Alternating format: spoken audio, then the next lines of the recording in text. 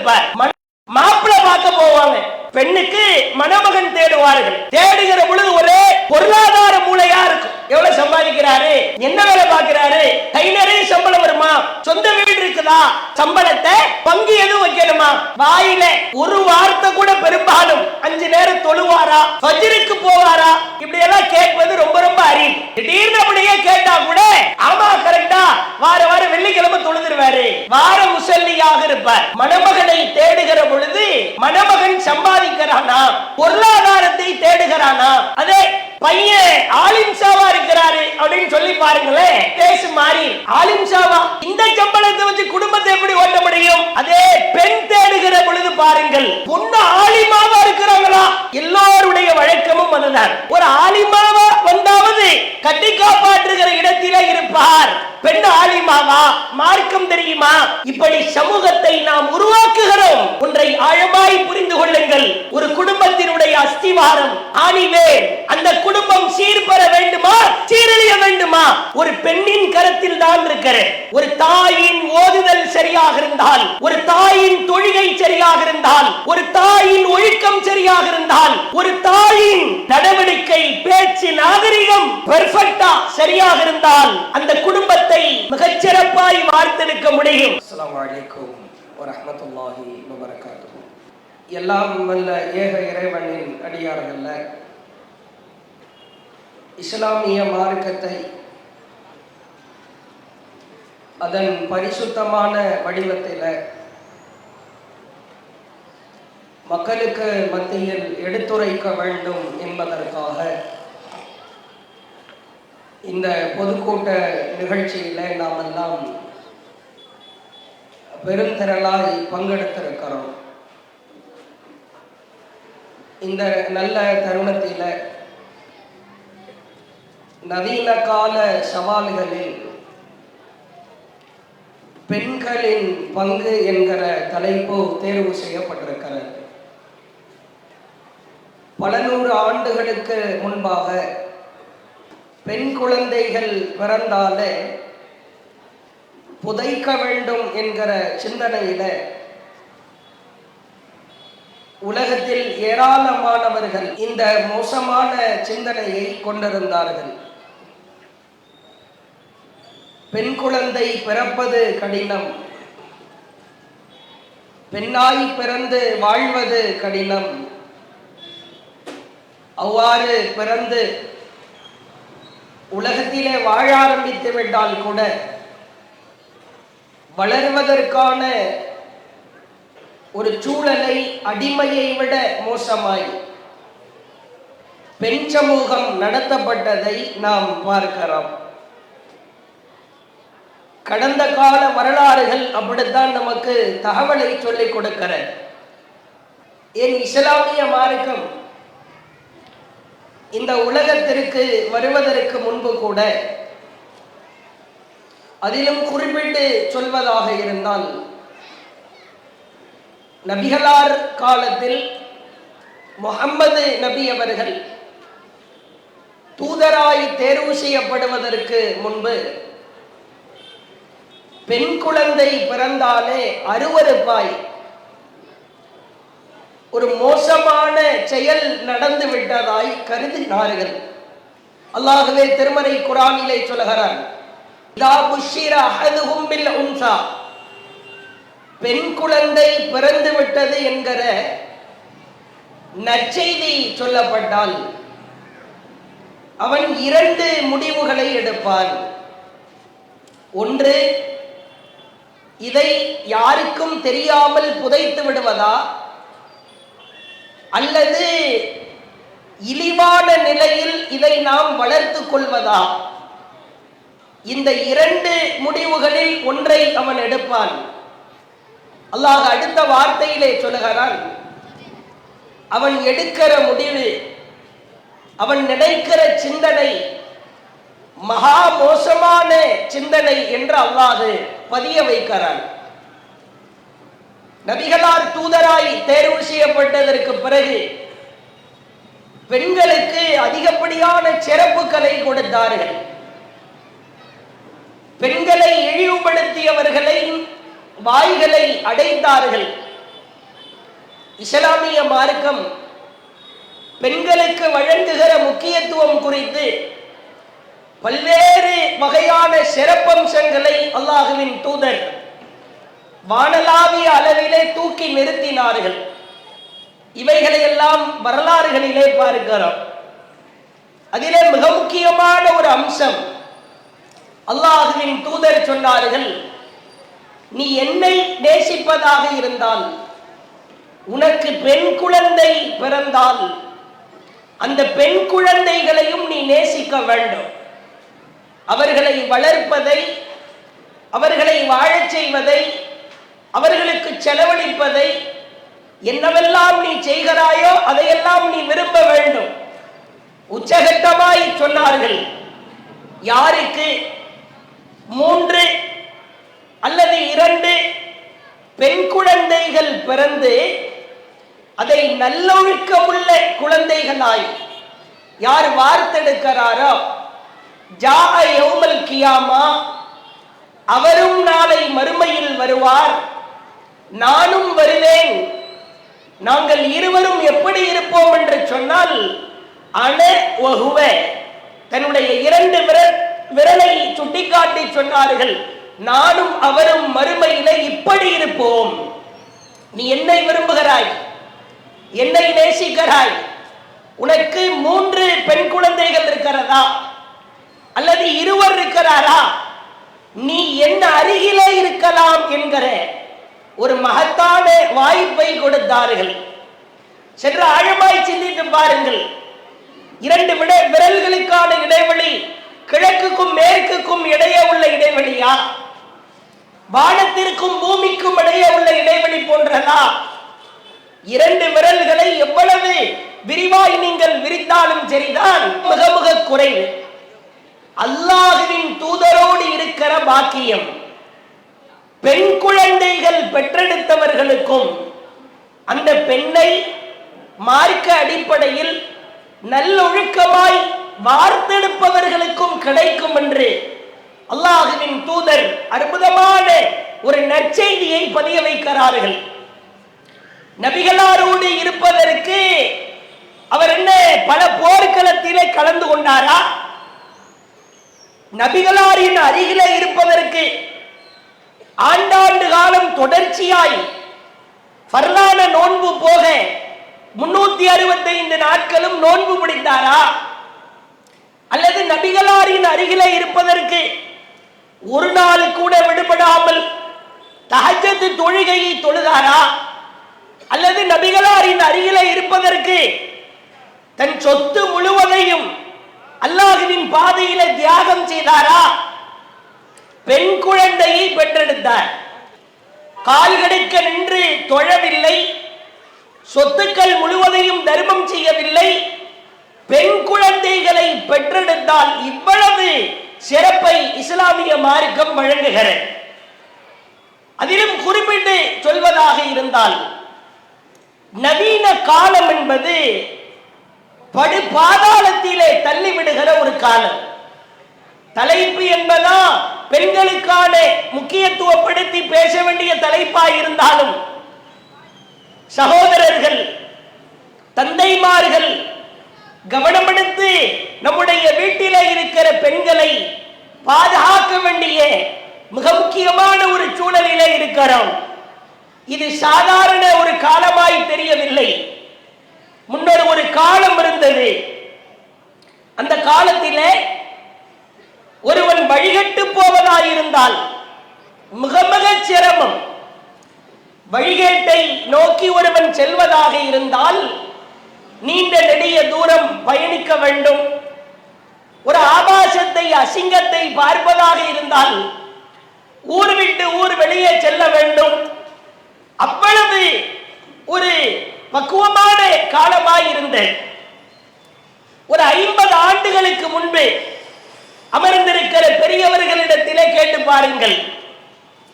பெண்களாயிருந்தாலும் சரி, ஆண்களாயிருந்தாலும் சரி, காய்களிலே ஒரு 30 ரூபாய் 40 ரூபாய் மதிப்புமிக்க செருப்பை வாங்குவார் போடுவதற்கு.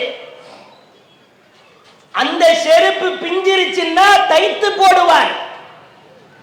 எப்பொழுது ரமலான் வராது என்று காத்து கிடப்பார். ஏன்? ரமலான் வந்தா தான் அடுத்து செருப்பு புதுசா வாங்க முடியும். ஒரே ஒரு ஆடையை வாங்குவார். அந்த ஆடை கிழிந்து விட்டால் கூட அந்த ட்ரவுசரோ கைலியோ சட்டையோ கையை தூக்கிட அங்கங்க ஒட்டுக்கள் தெரியும். அப்படியெல்லாம் தைத்து போட்ட காலங்கள் உண்டு. ஹஜ்ஜு பெருநாள் எப்ப வராது எதிர்பார்த்துக்கிட்டு இருப்பார். ஏன்? ஹஜ்ஜு பெருநாள்ல தான் ட்ரெஸ் வாங்க முடியும், வருஷத்துக்கு ஒரு தடவை. கால்களிலே போடுகிற செருப்பா இருந்தாலும் அணிகிற ஆடையா இருந்தாலும் அவ்வளவு பற்றாக்குறை இருந்தது. சாப்பிட வேண்டும், 3 நாளுக்கு முந்தைய சாம்பாரை 3 நாளுக்கு பிறகு உண்ட நபர்கள் எல்லாம் உண்டு. பழைய மீன் குழம்பு, பழைய சாதம், நினைத்ததை எல்லாம் உண்ணுகிறார். விரும்பிய நேரங்களில் எல்லாம் சாப்பிடுகிறார். கோழியில மட்டும் ஒரு 1000 வகை இருக்கிறது, என்னென்னலாமோ உண்ணுகிறார். வீட்டிற்கு சென்றால் அத்துணை விதமான சட்டைகள். குறிப்பா பெண்களுக்கு சொல்வதாக இருந்தால் கொஞ்சம் ஒரு பீரோல ஒரு 4-5 சட்டை வைக்கிறதுக்கு இடம் தாங்க அப்படின்னு கேட்கிற அளவிற்கு முழுக்க முழுக்க ஆடைகளால் நிரப்பப்பட்டிருக்கிறது.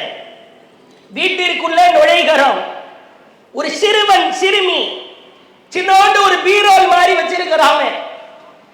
வெளியில வாசல்ல எதையா பீரோல்னு ஓபன் பண்ணி பார்த்தா செருப்பா இருக்கு. புதன்கிழமை ஒரு செப்பல், மண்டே ஒரு செப்பல், ஸ்போர்ட்ஸுக்கு ஒரு செப்பல், சண்டே நார்மலா வெளியே போறதுக்கு ஒரு செருப்பு. ஒரு தம்மா துண்டு இருக்கிற சிறுவனுக்கு அவ்வளவு ஆடை வகைகள், செருப்பு வகைகள் இருப்பதை பார்க்கிறோம். உணவிலே மிதமின்றி விட்டோம், உடையிலே பஞ்சமில்லை, அணிகிற ஆடை அணிகலனிலே பஞ்சமில்லை. ஒரே ஒரு பஞ்சம் தான், மார்க்கத்தை கடைபிடிப்பதில் பஞ்சம் தலைவிரித்து ஆடுகிற பிரச்சனையே அதான்.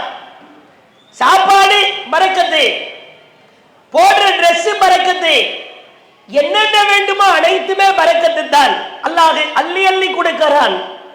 ஆனால் மார்க்கத்தை பின்பற்றுவதிலே பஞ்சமோ வறுமையோ, சோமாலியா நாட்டிலே எப்படி உணவிற்கு சிரமப்படுகிறானோ அதே போன்று மார்க்க விஷயங்களை கடைபிடிப்பதில் வறுமை கோரத்தாண்டவம் ஆடுகிறது.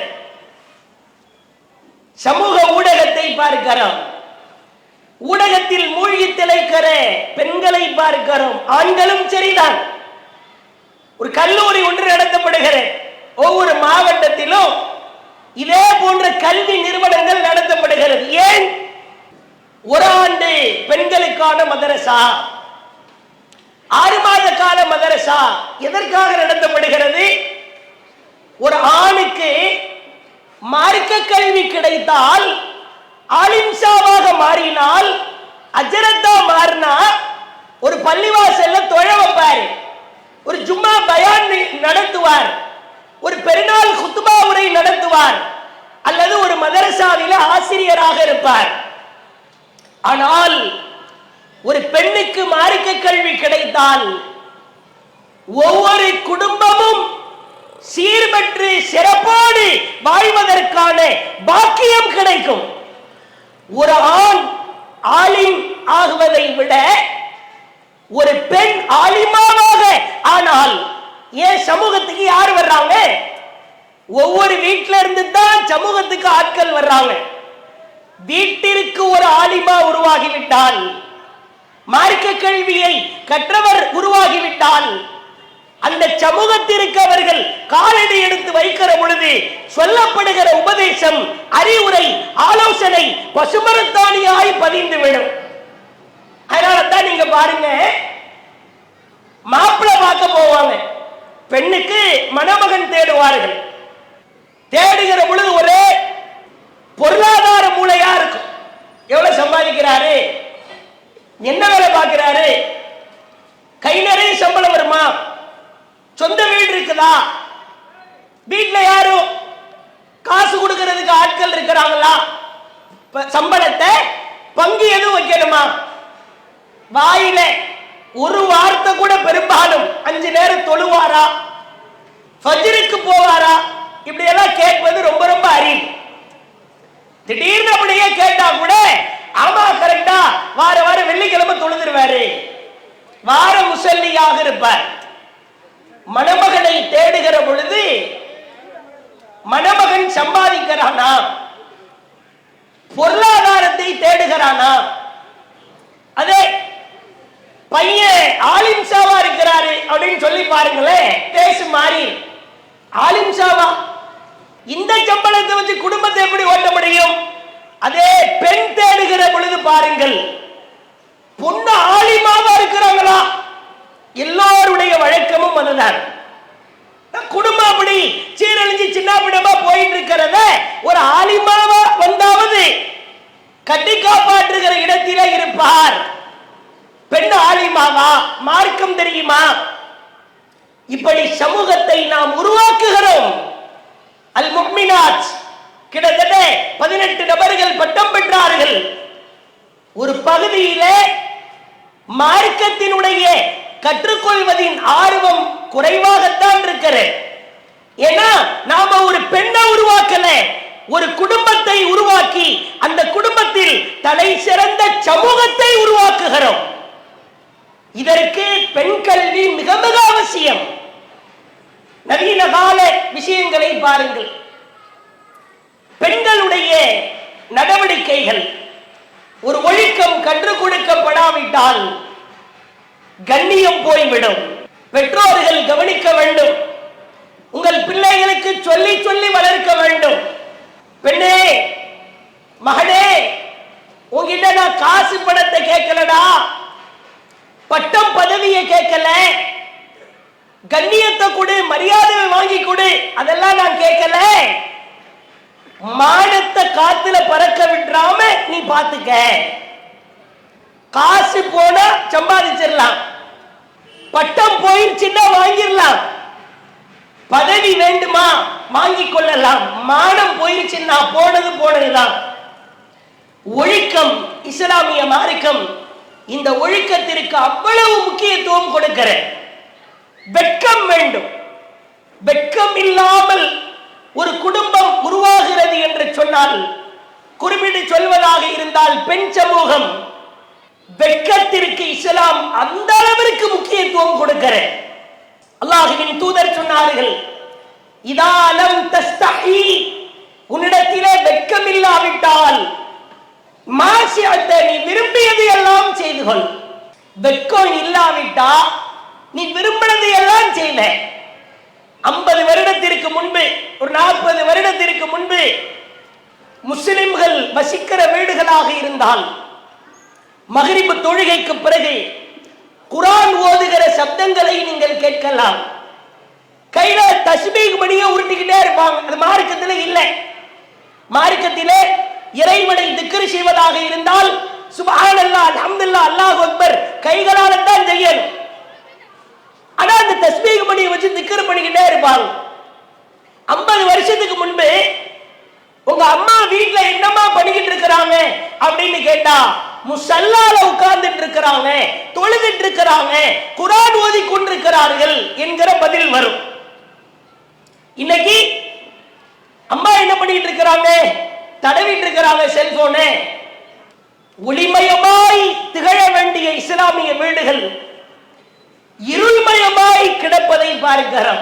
ஒரே ஒரு இடத்திலிருந்து ஒளி வருது, என்னன்னு உத்து பார்த்தா டிவி. கும் இருட்டா இருக்கு. பெரிய சுவருக்கு தகுந்தார் போன்று நீல அகலமான டிவியை வைத்து சினிமாவிலே சீரழிகிற இஸ்லாமிய குடும்பத்தை பார்க்கிறோம். சீரியல்களில் சீரழிவதை பார்க்கிறோம். முன்னரெல்லாம் ஒரு சீரியல் மிஸ் ஆயிருச்சுன்னா மற்றவர்களிடத்தில் கேட்டுத்தான் தெரிய வேண்டும். இன்றைக்கு அப்படி கிடையாது. ரீவைண்ட் பண்ணி பார்த்துக்கலாம், அவனே பதிவேற்றம் செய்வான். போன மாச சீரியலை பார்க்கணும்னாலும் கவலை கிடையாது, எடுத்து திரும்ப ஓட்டி பார்த்து கொள்ளலாம். உள்ளத்தை தொட்டு கேட்டு பாருங்கள். ஒரு இஸ்லாமிய குடும்பத்தில் கேடுகட்ட கலாச்சாரத்தை விதைக்கிற சினிமா படங்களும் சினிமா நாடகங்களும் ஒரு கதீஜாவின் வீட்டிலே, ஒரு ஃபாத்திமாவின் வீட்டிலே, ஒரு அப்துல்லாவின் வீட்டிலே ஒளிபரப்பப்படுமானால் இஸ்லாமிய இல்லமாய் திகழுமா?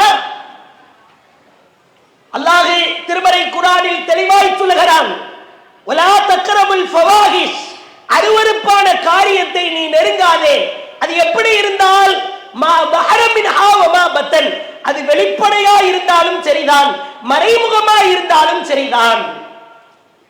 இந்திய தொலைக்காட்சிகளில் முதன்முறையாக வீட்டில ஓடக்கூட, வீட்டில வயதுக்கு வந்த ஆண் பிள்ளை பெண் பிள்ளை இருக்கிற பொழுது அதிலே ஒரு விஷயமாவது ஒழுக்கத்தை கற்றுத்தருகிறானா? ஆழமாய் சிந்தித்து பாருங்கள். சினிமாவிலே சீரியலிலே ஒழுக்கம் கற்றுக் கொடுக்கப்படுகிறதா? இல்லை. இந்த சீரியலை பார்த்து என் குடும்பமே திரிந்து விட்டது, யாரும் சொல்ல முடியுமா? அப்படி எதுவும் சீரியல் இருக்குதா? இந்த சினிமா படத்தை பார்த்ததற்கு பிறகுதான் என் வாழ்க்கையிலே நாகரிகம் உச்சத்திலே சென்றது, ஒழுக்கத்தில் ஊற்றுக்கண்ணாய் நான் திகழ்ந்தேன். அப்படி எதுவுமே இல்லையே. குறிப்பாக வளருகிற பெண்கள் விஷயத்தில் கூடுதல் கவனம் எடுக்க வேண்டும். கைகளில மொபைல் போன்கள் தவழுகிற, என்ன வேண்டுமானாலும் செய்யலாம். ஒவ்வொருவரும் அவரவர் வயதிற்கு தகுந்தார் போன்று கெட்டு போகிறார்கள். சின்ன பையனா இருக்கிறான், சோட்டா பீமே கிருஷ்ணா பீமே போகும் சேனலை பார்த்தா தான் சோறு உள்ள இறங்கு. அவன் வயதுக்கு தகுந்தாப்புல கெட்டு போறான். ஒரு இளமை பருவத்திலே இருந்தால் அவர்கள் காதல் அது மாதிரி கெட்டு போவதை பார்க்கிறோம். அவரவர் ஒரு வயதானவர் கூட மொபைல் போன்களில் தன்னை ஐக்கியப்படுத்திக் கொள்வதை பார்க்கிறோம். குறிப்பாக இளமை பருவத்திலே இருப்பவர்கள் இன்ஸ்டாகிராம் இது போன்ற செயலிகள் ஆபத்து நிறைந்தது. இதா பெண்களுக்கான சவால். யாரோ ஒருவர் போன் செய்வாள், சொல்லிடி அப்படிம்பாங்க. எதிர்த்தாப்புல உள்ளது டியா டாவா, கவனமா இருக்கணும். ஏன் பிள்ளைகள்லாம் பத்திரமாத்து தங்கம் தான், நான் சந்தேகப்பட மாட்டேன். சந்தேகத்துக்கு வேலையே இல்லை, கவனமா இருக்க வேண்டும். டி இடத்தில எதற்கு இவ்வளவு நேரம் பேசுகிறாய்? ஸ்பீக்கர் போட்டு பேசி. சில பேர் இப்படித்தான் சொல்லிக்கிட்டு தெரிஞ்சாங்க. ஏன் புள்ளனா நான் கிழிச்ச கோட்டை தாண்டவே தாண்டாது, கோட்டை தாண்டாது, ஜம்ப் பண்ணி ஓடிடுச்சு. இப்படி எல்லாம் வரலாற்றிலே நடந்ததை பார்க்கிறோம். தெளிவாய் மார்க்கம் கற்றுக் கொடுக்கப்படாவிட்டால் சீரழிவின் உச்சம்தான். பெண்கள் எவ்வளவு கவனமா மார்க்க விஷயத்தில் இருக்கணும் தெரியுமா? அம்மையார் ஆயிஷா அவர்கள் உதாரணம். பட்டம் பயின்றவர்கள், வந்திருக்கிற சகோதரிகள் அனைவருக்குமான நமக்கான ரோல் மாடல், கல்வியின் முன்மாதிரி அம்மையார் ஆயிஷா. எவ்வளவு தெளிவாக இருந்தார்கள். மற்ற விஷயத்தில் எல்லாம் பெண்கள் தெளிவாக இருப்பதை பார்க்கிறோம். ஒரு ஆடை வாங்குவதிலே, ஒரு பொருளை வாங்குவதில் கடையில போய் பர்ச்சேஸ் பண்றாங்க. அங்க இருக்கிற பிரைட்டான லைட்டுக்கு ஆடை பிரைட்டா தெரியுது, சேலை சுடிதார்லாம் பக்காவா இருக்குது. வீட்டுல வந்து மையத்தில் லைட்ல பார்த்தா மண்ணு மாதிரி இருக்குது. ஒட்டனை சுதாரிச்சு மாற்றிக் கொள்கிறார்கள். அவ்வளவு தெளிவாய் உலக விஷயம். ஒரு கத்திரிக்காய் வாங்குவதில் இருந்து ஒரு தக்காளி வாங்குவது வரைக்கும் கவனம் எடுத்து செயல்படுகிற பெண்கள். மார்க்க விஷயம் என்று வந்துவிட்டால் கவனக்குறைவாய் இருப்பதை பார்க்கிறோம். மார்க்கம் என்றைக்கு மேலோங்குகிறதோ மற்ற எவ்வளவு கேவலமான காரியங்கள் நம்மை சுற்றி நடந்தாலும் அதை காய்க்கு கீழாய் புதைத்து விடலாம். ஆயிஷா அம்மையார் உதாரணம். ரசூலுல்லாஹி அலைஹி வஸல்லம் அவங்க கிட்ட மனைவிமார்கள் எல்லாம் கூடி அமர்ந்து ஒரு கேள்வி கேட்கிறாங்க. அல்லாஹ்வின் தூதரே, நீங்கள் மரணித்ததற்கு பிறகு, கேள்வியை பாருங்க, நீங்க மௌத்தா போனதுக்கு பிறகு இப்படி எல்லாம் நம்ம வீட்டுல உட்கார வச்சு, கணவரே நீங்க மௌத்தா போனதுக்கு பிறகுனா வாயில மண்ணலி போட்டுருவேன். அவர் பெருசாவே நினைச்சுக்கல, எல்லாத்துக்கும் மௌத்து வரும், மரணம் வரும் அப்படின்றத இயற்கையாகவே உள்ளே பதிய வைத்திருந்தார்கள்.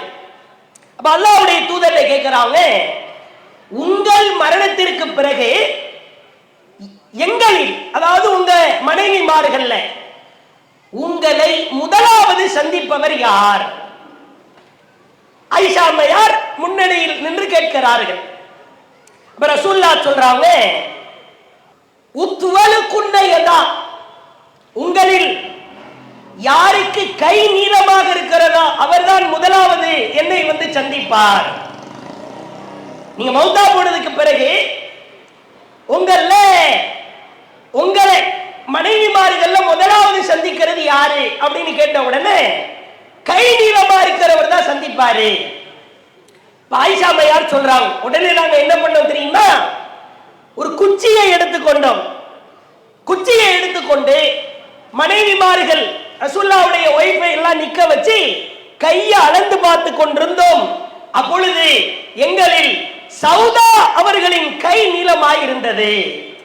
அப்ப நாங்க புரிஞ்சுக்கிட்டோம், ரசூலுல்லாஹ் மௌத்தா போனதுக்கு பிறகு சௌதா தான் ஃபர்ஸ்ட் வஃபாத் ஆவாங்க.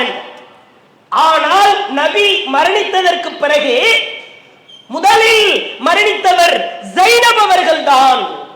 அப்ப எங்களுக்கு ஒரு ஆச்சரியமாக இருந்தது.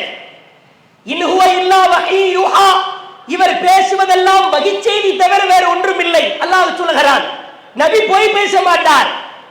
கை நீளமானவர் ஃபர்ஸ்ட் வந்து என்கிட்ட வருவாங்க, மௌத்தா போவாங்க.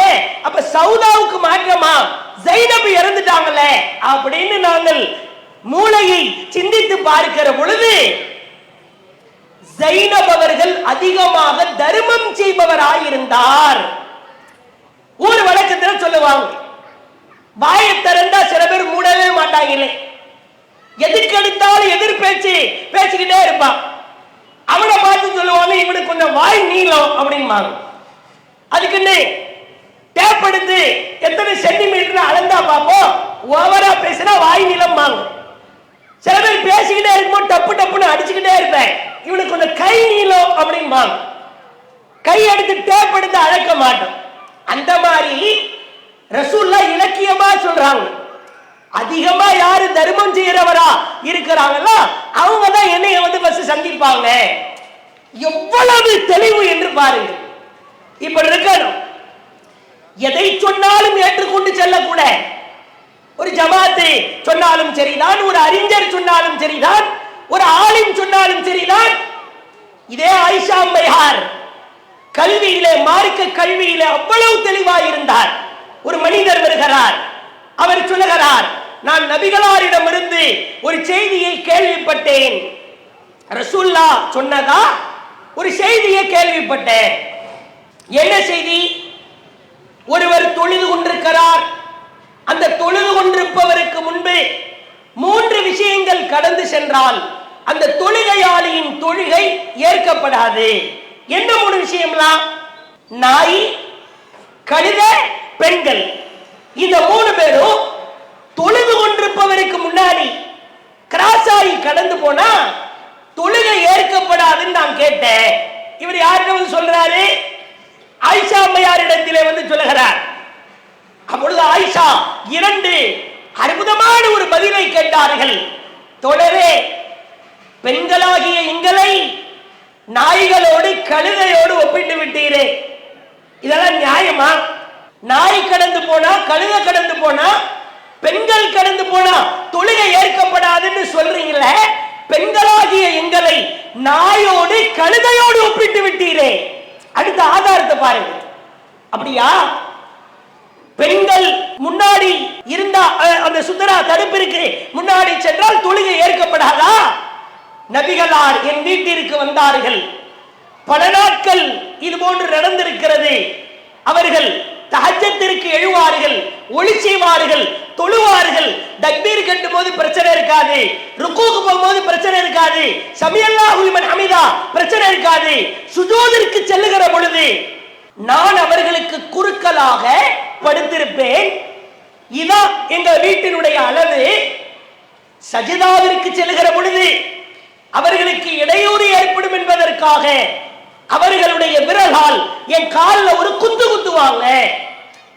ஓகே, சஜிதா போறாங்க போல அப்படின்னு சொல்லிட்டு நான் காலை மடக்கிக்குவேன்.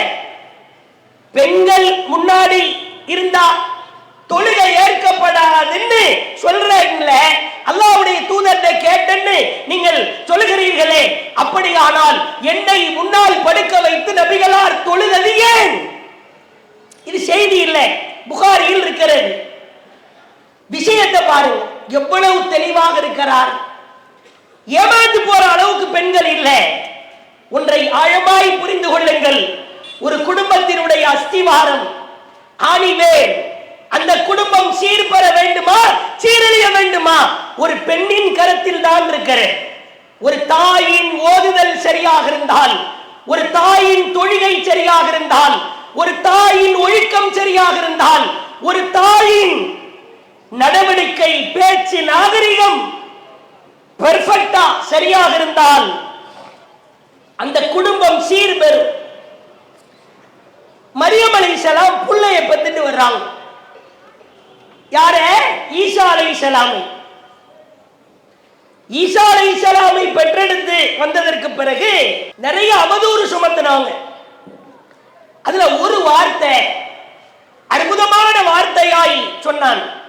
கூட இருக்கிற கூட்டத்தார், ஆண் துணை இல்லாம பிள்ளைய பெத்துட்டு வந்துட்டீங்க, இப்படி ஆயிருச்சு அப்படி ஆயிருச்சு, நிறைய அவதூறு.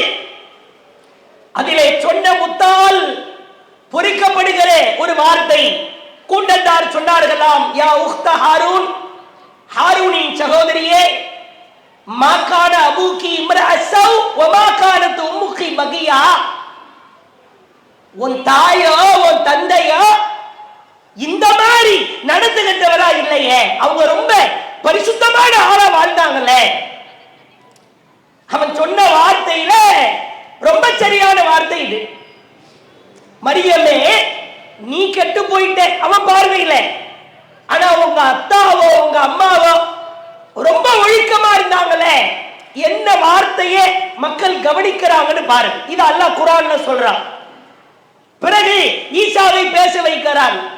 அப்பழுக்கென்ற ஒரு பெண், பத்தினி பெண் மரியம் என்பதை அல்லாஹ் நிரூபிக்கிறான். ஈசா தொட்டிலே பேசுகிறார். விஷயம் என்ன? தாய் சரியாக இருந்தால், தந்தை சரியாக இருந்தால் அந்த குடும்பத்தை மிகச்சிறப்பாய் வார்த்தெடுக்க முடியும். நமக்கு நிறைய சவால்கள் இருக்கிறது. ஒன்றை புரிந்து கொள்ளுங்கள், முகத்தை மூடுவது இஸ்லாமிய கலாச்சாரம் கிடையாது. முகம் மூடப்பட வேண்டும் என்று இஸ்லாத்திலே சொல்லப்படவில்லை. இரண்டு முன்கை முகம் பெண்களுக்கு திறந்திருக்க வேண்டும். நபிகளாரின் மகள் ஃபாத்திமா ரலியல்லாஹு அன்ஹா இதைத்தான் கடைபிடிச்சாங்க. திரை போடுவது, முழுக்க போட்டு மறைப்பது, இது நபிகளாரின் மனைவிமார்களுக்கு தவிர வேறு யாருக்கும் சட்டம் கிடையாது. முஸ்லிம் பெண்களை பார்க்கிறோம், நீ ஈஸியால பார்க்கலாம். அல்லாஹ் காப்பாற்றணும். ஹிஜாப் என்பது எவ்வளவு கண்ணியமான ஆடை, எவ்வளவு பரிசுத்தமான ஆடை. யாரோடு அமர்ந்து செல்கிறார், யார் செல்கிறார், ஒவ்வொரு பகுதியிலும் பார்க்கிறோம். சென்னையில் பெரும்பாலும் நீங்கள் பார்க்கலாம், யாரோடோ பேசிக் கொண்டிருக்கிறார். யார் அவன் தெரியவில்லை. ஆளை பார்த்தால் காபிர் போன்று தெரிகிறது. சில பேர் பெருமையில வேற பேசுகிறார்கள். என் மகன் இஸ்லாத்துக்கு அலசி வந்துட்டான்ல, இதுக்கு பெருமையா? இதற்கு பேர் பெருமையா? ஈமானும் குஃபரும் ஒருபோதும் சேரவே சேராது. சில இடங்களிலே பார்க்கிறோம், இஸ்லாமிய பெண்கள் படிதாண்டுகிற அமலநிலையை பார்க்கிறோம். நமக்கு ரோல் மாடல் யார், முன்மாதிரி யார்? உம்மு சுலைம் இல்லையா? அம்மையார் உம்மு சுலைம் அவர்களிடத்தில் அபூ தல்ஹா என்கிற ஒரு காஃபிர், இஸ்லாத்தை ஏற்காதவர் வருகிறார். விதவை பெண் உம்மு சுலைம் கேட்கிறார், உங்களை மணமுடிக்க விரும்புகிறேன், என்ன கருதுகிறீர்கள்? மேல அப்படியே தூக்கிட்டு போறாங்க. நீங்க யார் தெரியுமா? உங்ககிட்ட இருக்கிற பொருளாதாரம் எப்படிப்பட்டது தெரியுமா? நீங்கள் எவ்வளவு பெரிய செல்வத்தை தெரியுமா? அப்படியே தூக்கிட்டு போய் ஓங்கி ஒரே மிதி. ஆனாலும் நீ காஃபிர், நான் முஸ்லிமே. எப்படிப்பட்ட தெளிவு என்று பாருங்கள். நீ யாரா வேணாலும் இருந்துட்டு போ, ஆனா நீ காஃபிர். ஒரு ஈமானும் குஃபரும் ஒன்று சேர முடியுமா? பிறகு ஒருவேளை நான் தான் உனக்கு மனைவியா வரணும்னு விரும்பினா இஸ்லாத்துக்கு வந்தது டாக்டர் மஹரி, அதே மஹரா எடுத்துக்கிறேன். உலகத்திலேயே ஆக சிறந்த மகத்தான ஒரு மகர் என்று சொன்னால் அபூ தல்ஹா உம்மு சுலைமுக்கு கொடுத்த மகர் தான். ஒரு பெண் சொல்லுகிறார், அபூ தல்ஹா இஸ்லாத்தை ஏற்கிறார். பிறகு இவர்கள் இருவர் போன்று ஒரு கணவன் மனைவி வாழவே முடியாது என்கிற அளவிற்கு இஸ்லாத்திற்காக அளப்பரிய தியாகத்தை செய்தார்கள். அவ்வளவு சூப்பரான ஒரு குடும்பம். நீங்கள் நவீன காலத்திலே பார்க்கலாம், பெண் குழந்தைகளை ஆண் குழந்தைகளை கூடுதல் கவனம் எடுக்க வேண்டும். எப்படி எப்படி எல்லாமோ வழிகிட்டு போகிறான். குறிப்பாக சொல்ல வேண்டிய நிலையில இருக்கிறோம். ஆண் பிள்ளைகள் பெண் பிள்ளைகள் இருவரும் சேர்ந்து கெட்டு போற விஷயம்தான் சமூக ஊடகம், சமூக வலைத்தளம். அடிமைகளாய் இருக்கிறான். கைகள்ல மெசேஜ் வரல, போன் வரல, ஒண்ணுமே வரல, ஆனாலும் லாக் எடுத்து பார்க்கிறான். நோயாயிருச்சு. ஒரு நாளைக்கு ஒரு 200-300 தடவை சும்மா இருக்கிற போனை தொழுகிட்டு கையில திக்ர் பண்ணுவான்னு பார்த்தா தொழுக வர்றது அபூர்வம். சலாம் கொடுத்த உடனே போனை எடுத்து தடவ ஆரம்பிக்கிறான். நிலவரம் அப்படித்தான். அதுவும் சமீப காலமா இந்த சமூக ஊடகத்தில் BTS அப்படின்ற ஒரு முட்டாள்தனமான கிறுக்குத்தனமான ஒரு கூட்டம் இருக்கு. Korean group. நம்மளால இந்தியா தமிழ்நாட்டு குரூப்பையே தாங்க முடியல. கொரியன்ல இருந்து ஒரு கூட்டம் BTS சொல்லி சமகால பெண்களில் பலர் வழிகட்டு போவதை பார்க்கிறோம். அதுக்கு ஒரு 7 பேர் வச்சிருக்கிறானே அவனுக்கு. ஆரம்பே வி ஜே ஹோப் சுகா ஜின் ஜிமின் ஜங்குக்கு இவெல்லாம் அந்த கூறுகட்ட குப்பை கூட்டத்தில் உள்ள ஆட்களா. சமீப காலமாய் ட்ரெண்டிங்ல வழிகேடு உச்சகட்டமா போயிட்டே இருக்கு. இவன் ஒரு சாங், ஒரு பாடல் ஒன்றை சமூக வலைதளத்திலே பதிவிடுவான். ஒரு நிமிடம் 1 மில்லியன் வியூவர்ஸ், 2 நிமிஷம் 10 மில்லியன் வியூவர்ஸ், பார்வையாளர்களுடைய எண்ணிக்கையை பாருங்க. யார் இவன்? அப்படியே பாடலால் இளைஞர்களை வசீகரப்படுத்துவர், ஆடலால் வசீகரப்படுத்துவர், தன்னுடைய அலங்காரத்தால் வசீகரப்படுத்துவர். சில பேர் BTS உடைய பாடலை கேட்டுத்தான் என் உயிரே இயங்கிக் கொண்டிருக்கிறது என்று சொல்லுகிற மோசமான சூழலை எல்லாம் பார்க்கிறோம். கவனம் வேண்டும். சமூக வலைதளத்திலே நீ ஏன் இவ்வளவு நேரம் இருக்கிறாய்? யாரோடு பேசுகிறாய்? நைட்டு 12:30க்கு 1 மணிக்கு போர்வைக்குள்ள லைட் எரியுது. ஏண்டா நீ என்ன மக்கா காரி கிராத்து கேட்டு மனப்பாடம் பண்ண போறியா? வீடே இருட்டா இருக்குது, போர்வைக்குள்ள லைட் தெரியுது, யாரோடு பேசிக் கொண்டிருக்கிறாய்? கவனம் வேண்டும். தாய்மார்கள் சீர் பெற்றால், சகோதரிகள் சீர் பெற்றால், பெண்கள் சீர் பெற்றால் அந்த குடும்பமே சீர் பெறும். குறிப்பாக ஹாஜர் அம்மையார் தன் மகன் இஸ்மாயிலை வளர்த்தார்கள். பெண்கள் சில பேர் சொல்லுவாங்க, இவர் காலையில கடைக்கு போயிட்டா நைட்டு தான் வர்றாரு, சம்பாதிக்க வெளியூர் போயிடுறாரு, எனக்கு இவன் அடங்க மாட்டானே. மார்க்கத்தின் பார்வையில் அது தவறான புரிதல்.